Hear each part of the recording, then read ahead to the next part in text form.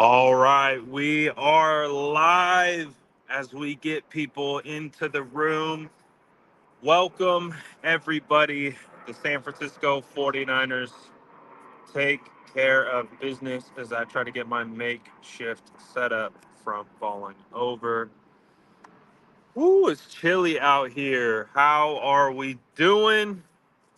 What are the vibes? The San Francisco 49ers come out with the W two in a row.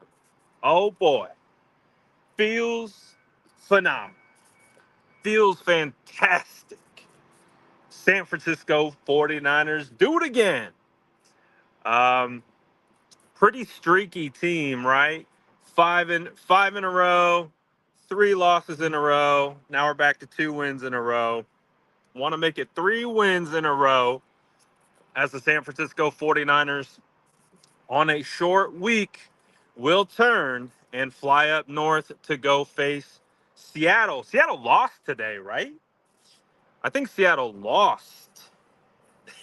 Ooh, 49ers currently sit as the number one seed in the NFC West, and we have a huge divisional matchup uh, on Thursday. So on Thanksgiving. But of course, we'll talk about next week. We will talk about next week. I heard it was on a missed field goal. I didn't see anything other than the standings. Missed field goal by Seattle. Ooh, that sucks. Not really. Um, but let's talk about this game. Let's talk about this game out here on the field. San Francisco 49ers beat the Tampa Bay Bucs 27-14. Uh, I'm going to ask you guys, we're going to get the chat involved right off the bat. Did Brock Purdy have a good game today? Asking for a friend. Well, we got lots of stuff to talk about. We'll talk about Talanoa Hufanga. We'll talk about Jair Brown. We'll talk about it all. But I just want to hop right into it. Did Brock Purdy have a good game today? Because word on the streets is that Brock Purdy had a day. Some may say a perfect day, almost. I believe, what was he, 21 of 25 on the day, 333 yards, 3 touchdowns with a perfect passer rating. Last time we saw a perfect passer rating in the NFL, I believe was week 4 of last season by Josh Allen. And then the year prior, we got one from Tom Brady. Pretty good. Pretty good. I think that's a pretty good indication that Brock Purdy had a day. I listened to his press conference. Um, Brock is the ultimate professional.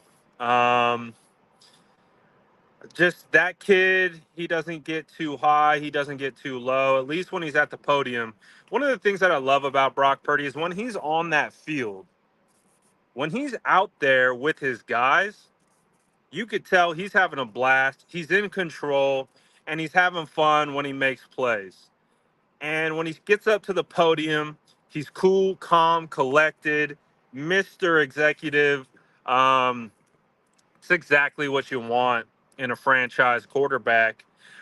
And Brock Purdy continues to make the case that he is a franchise guy, not just a guy. Now, we have all year before we have to crown Brock Purdy the franchise quarterback, but he is making a very compelling case, not only of being the franchise quarterback, but an MVP caliber quarterback. He is playing phenomenally. He continues to play phenomenally. Someone should ask Kyle Shanahan if he's thinking about benching Brock Purdy anytime soon. Just kidding. Um, Brock Purdy's not going anywhere. Brock Purdy is playing phenomenally. Um, that play that he had to Brandon Ayuk, was absolutely phenomenal. Um, Brant BA had the DB. Oh, oh, oh, oh, oh. DB was oh, oh, oh, touchdown. What a dot. Purdy put it right on BA. The defensive back just was not prepared. He goes airborne, and as a result, BA brings it in and walks it in for a touchdown. That's two walk-ins. That's two walk-in touchdowns in back-to-back weeks. We had George Kittle last week. This week we got Brock Purdy. Um, Great day. Great day. Christian McCaffrey had a touchdown. George Kittle had a touchdown. Um, Someone has to remind me, but I believe this was Brandon Ayuk's best statistical output of his career, at least in regards to receptions and yards. You'll have to fact check me on that one. Um, but the boys were doing work today. Um, Brock Purdy, George Kittle, CMC, Debo Samuel. Hey, we got some Elijah Mitchell carries. No Jordan Mason today, but we got some pretty quality Elijah Mitchell runs. Um, this offense is going to be hard to stop, ladies and gentlemen. When you have a quarterback like Brock Purdy, who can execute an offense to Kyle Shanahan's caliber of offense. One of the most complicated, sophisticated, nuanced offensive schemes in the world. You can say that. In the entire world. And Brock Purdy not only executes and manages it, but he elevates it. And I think that is a big part of the Brock Purdy conversation when we're going to hear Nick Wright this week talk about, oh, it's the weapons, oh, it's BA, oh, it's Kittle, oh, it's the schemed up looks. What people like that fail to understand when they're watching Brock Purdy is that he's elevating the scheme. He is taking the scheme to new levels. He is taking it to where it should be, and then he's able to, one, if it breaks down, he knows where to go with the football. He knows how to create, and he knows how to maneuver within the pocket. Um, Brock's great, man. I really appreciate Brock. Um, for a franchise that has been searching for a quarterback for a long time, I have a pretty strong appreciation for what we're seeing out of Brock Purdy, the way he's playing, all of it. I feel fantastic about that. Um, what else? Let's talk about Talanoa Hufanga. Really, really tough break. That was pretty much the only negative to come out of this game was that Talanoa Hufanga. It appears he has torn his ACL. That's at least the way it's trending and where everything's going. So, heard from Kyle Shanahan in the press conference, it does sound like we are going to lose Talanoa for the season, which is a huge, huge break, tough break, not only for Talanoa, but for the San Francisco 49ers defense. Um, I wish nothing but the best for Huff. He's got a long road ahead of him with his recovery. He's probably going to have surgery within the next day or two. And then there's to be on the path for rehab. So, I mean, outside of this game, that was the really only kind of black eye I would say on this game. Um, Vishal says, Brad, our predictions came true this game. Ayuk and Fred. I think I said Greenlaw. I said Greenlaw, but Fred had a day. He forced a fumble. And of course, Brandon Ayuk went crazy. But I do, just to kind of wrap up my thoughts on Talanoa Hufanga, um, really unfortunate, tough break, losing all pro, done for the season. Talk about an energy boost. Talk about a guy who the 49ers love to have. Big loss for for Talanoa. But even though we lose Talanoa Hufanga likely for the year, we have to replace Talanoa Hufanga. We can't dwell too much on it because the San Francisco 49ers have to turn around and go up to Seattle and play Seattle in 4 days from now. So, what does that mean? That means Tig, Jair Brown, the rookie out of Penn State, is going to get a lot of looks. He is probably going to start opposite of Tashawn Gibson, and that is going to be a big task for Jair Brown. I'm not going to lie, I love the sequence that Jair Brown had. He comes in, Baker Mayfield clearly understands that Talanoa Hufanga is out. Jair Brown's in. They run Mike Evans, I believe it was Mike Evans, up the seam. And watching the play, I was like, it looked like Jair forgot that he was the safety. The way Jair played his technique, it was like he had safety help over the top.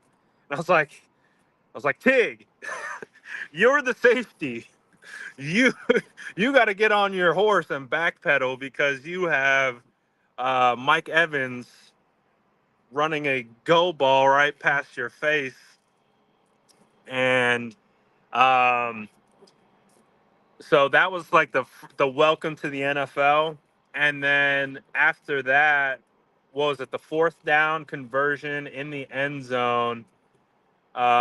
He did a. I mean, getting getting Mike Evans like thrown into the flames, and you're getting a perennial all pro wide receiver who, mind you, is like, I swear Mike Evans looks like he's 6'6" out there and the longest arms in the league. Um, and he draws Mike Evans. They target Mike Evans on the fourth down, and Jair does a really good job of trailing, and then he's able to turn his head around, stick his arm out, make a play on the football, no penalty, breaks up the fourth down conversion, stops the Bucs from scoring. And then you get a great play from the defensive line, basically collapse on top of Baker Mayfield. Baker Mayfield just chucks it up. I think he threw it off of Dre Greenlaw's helmet, pops up, and Jair Brown was able to scoop it up and get his first career interception. I'm not going to lie, being here live, I thought he got hurt on the play. So that was instantly concerning, was that he stayed down and then all the players were kind of just huddled around him, and it didn't really look celebratory.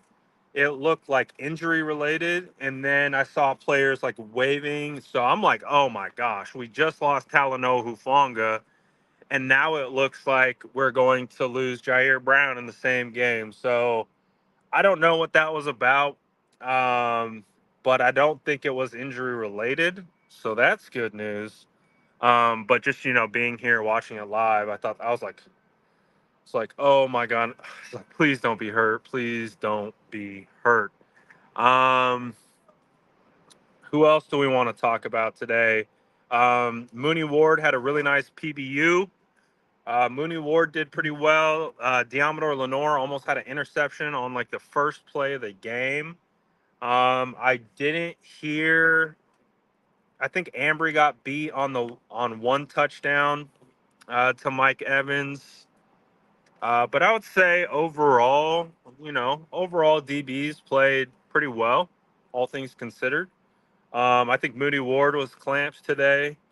Demo was all right, and I think they're just trying to figure out. They're just trying to figure out the rotation and what fits best. Obviously, Mooney and Diamador are going to be 1-2, and they just got to figure out if it's going to be uh, Ambry moving forward, or maybe we saw Darrell Luter Jr. I thought that was pretty cool today. Um, Shout out to my guy. I got field passes, so I was on the field today during the pregame, and got to see Darrell Luter Jr. up close, rocking number 28.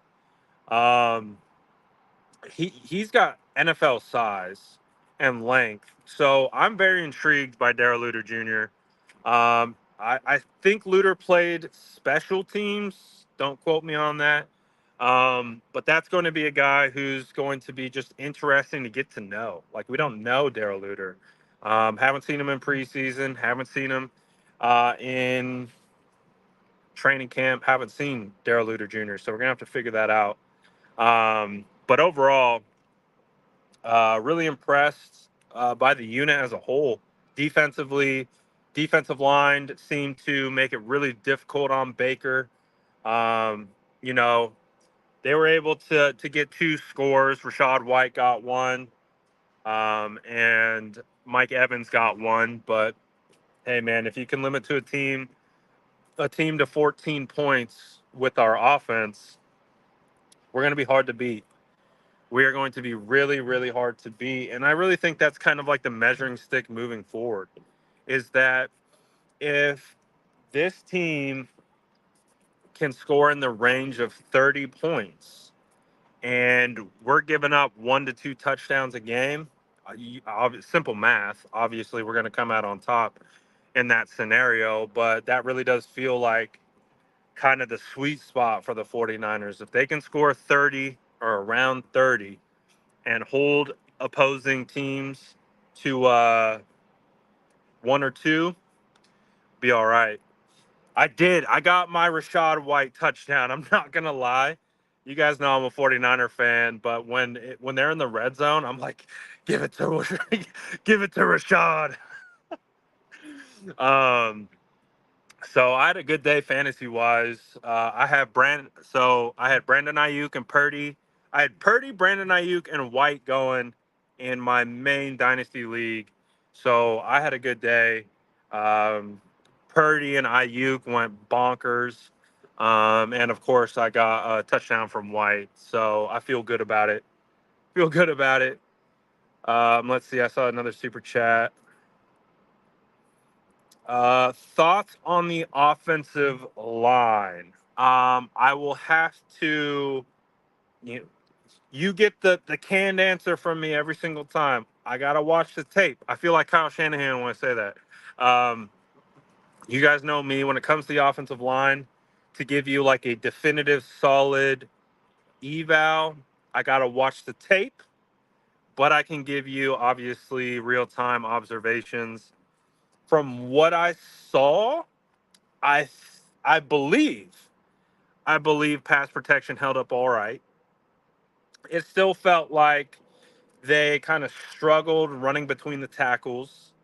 Um, but for the most part, I know Purdy had to kind of escape every once in a while, um, and got pressured here or there. So it wasn't a perfect day for the offensive line, but it also wasn't a bad day for the offensive line. Again, just watching from where I was, um, it's really hard to focus on the offensive line kind of when you're in stadium, other than the obvious misses. Um, so it felt like it took a while to get him going, but once they got going, they were all right. Um, they have a good defensive line, man. Vita Vea's no joke. That dude is massive. Kalijah Cansey is quicker than a hiccup. We saw a lot of Yaya Diaby today. I loved Yaya Diaby coming out of Louisville. He was the guy that I wanted the 49ers to draft. I mean, they've got really fast linebackers. They got one of the better safeties in the league. Their cornerbacks actually aren't that bad, but they got cooked today, for sure. Um, but just based on first impression, from being here, I thought they played okay. I thought it was a good game. Didn't think it was bad. Didn't think it was great. I thought it was good, considering the factors that I've listed. Um, but again, when I get back into the tape, I'll be able to tell you exactly what I think, because I've been able to watch every snap and really pay attention to the O line. So I thought, based on high level view, good.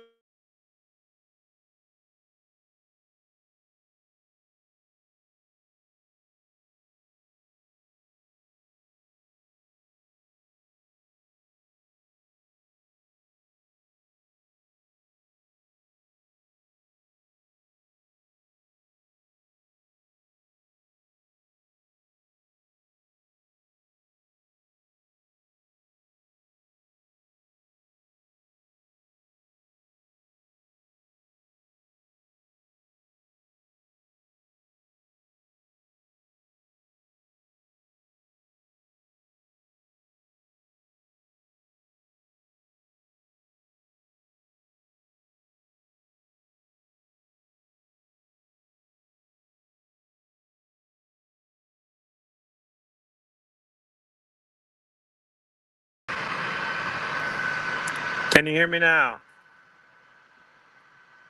Hello. Can you hear me now?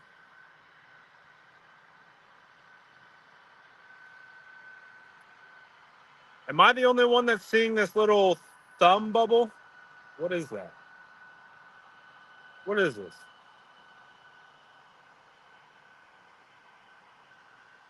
That's weird.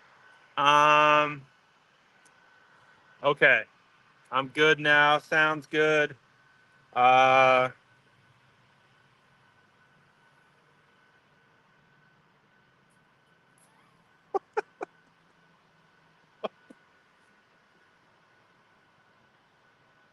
When the 49ers win, I don't know. I don't know what that is. I've never seen that before. Um.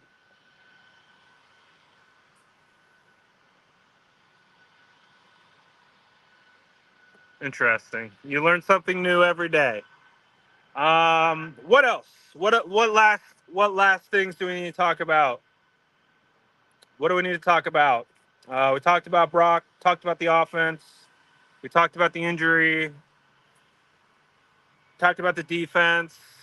Fred Fred played hell of a game. Another forced fumble from Fred. Um, Fred's all over the field. Defensive lines hangry. Special teams. Jake Moody hasn't missed. Jake Moody hasn't missed. Wilkes on the sideline. That might have been the secret sauce. Getting Wilkes on the sideline. Oh yeah, the 49ers did give up that big. I can't remember that it was. They gave up a big return. Um, I will say I like the way that Jake made his field goals, because how he's previously made his field goals, they've kind of been like really close to that right upright, and I felt like they were right down the middle today. Felt like it was banging them right through. So uh, I feel pretty good.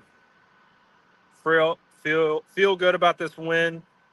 Um, and that's the thing with this win too, is that there's room to improve. They have room to get better. Um, by no means were they perfect. Um, you know, so there's plenty of room to improve. So I think that, the 49ers' best football is in front of them.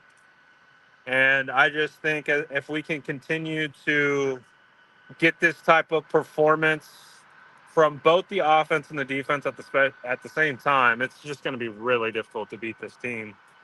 Um, Brock Purdy is the first 49ers quarterback to have, let's see if I just pull it up.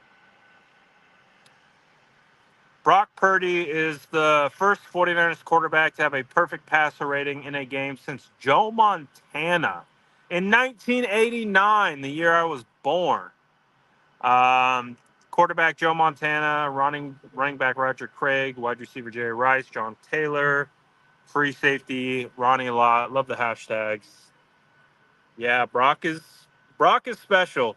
Brock is having just a really special start uh, to his career. And not only is he having a special start, but he seems to have attracted a certain type of contrarian when it comes to evaluating his game, because they want him to fail so badly, so they could say, "I see, I told you so." See, Mr. Irrelevant, it's the system, it's the weapons. I've been telling you for a long time that Brock Purdy is for real. Um, been telling you since last season. Been telling you since training camp. All my training camp reports. All my training camp reports at the time were met with some interesting feedback because they seem to counter other uh, analysts. Oh, whoa, dude, what is going on with my screen? Um, I don't know.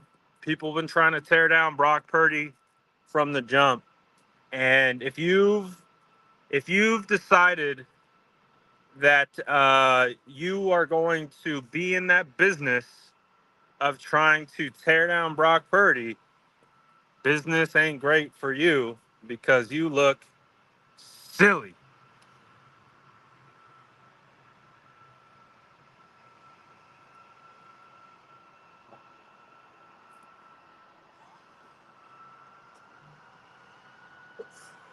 What the hell is going on?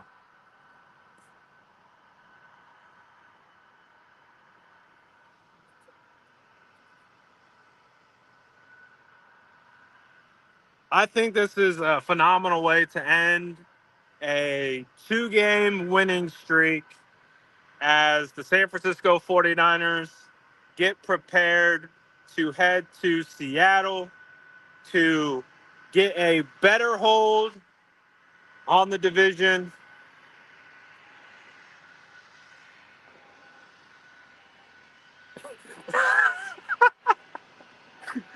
Imagine someone just watching me right now. Imagine just someone watching me thinking that I'm talking to a wall, because like you can't really see my phone that well. So like there's legitimately someone who could be watching me right now being like, what is this guy doing? He keeps throwing.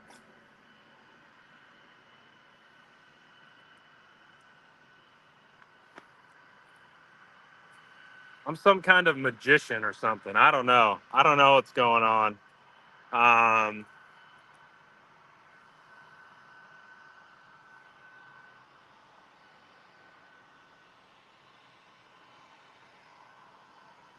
I think it's time. I think it's time that we fade away into the fireworks and we enjoy this win. So shout out to everyone. Appreciate all you guys for tapping in. Always appreciate the love on the channel. All the support for me, support for the Niners, means a lot. So I'll see you guys tomorrow. Victory Monday.